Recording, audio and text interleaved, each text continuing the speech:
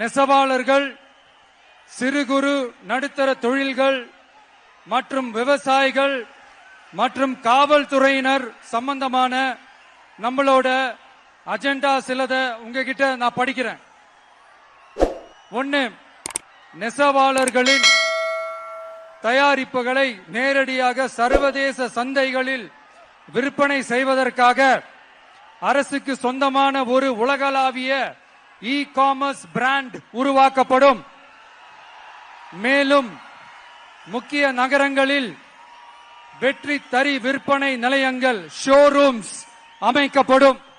இரண்டாவது, நிலையற்ற நூல் விலை மற்றும் மின்சார நெருக்கடி சுமையை பகிர்ந்து கொள்ள கைத்தறி மற்றும் விசைத்தறி வைத்திருக்கும் ஒவ்வொரு நெசவாளர் குடும்பத்திற்கும் ஆண்டுக்கு 30,000 ரூபாய் வங்கி மூலம் நேரடியாக நமது டிவிக்கு அரசு வழங்கும்.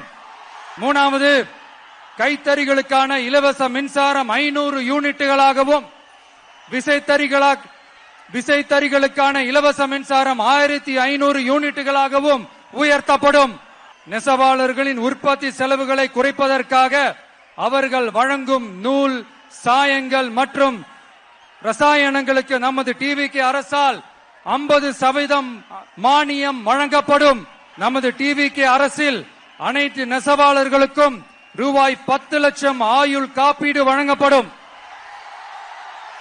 மேலும் நெசவாளர்களின் முதியோர் ஓய்வூதியம் மாதம் 3000 ரூபாயாக உயர்த்தப்படும். குறு சிறு மற்றும் நடுத்தர தொழில்களின் வளர்ச்சி, லட்சக்கணக்கான வேலை வாய்ப்புகளை உருவாக்குற துறையில ஒண்ணுதான் இந்த எம்எஸ்எம்இஸ். இந்தியாவிலேயே அதிகமான எம்எஸ்எம்இஸ் இருக்கிற மாநிலங்கள்ல நம்ம தமிழ்நாடும் ஒண்ணு. ஆனா இப்படிப்பட்ட இந்த பெருமைக்கு இன்னும் மிக பெருமை சேர்த்தது யார் தெரியுமா? இந்தியாவிலே அதிகமான எம்எஸ்எம்இ நிறுவனங்கள் மூடப்பட்டதுல தமிழ்நாடு தான் 2வது மாநிலம்.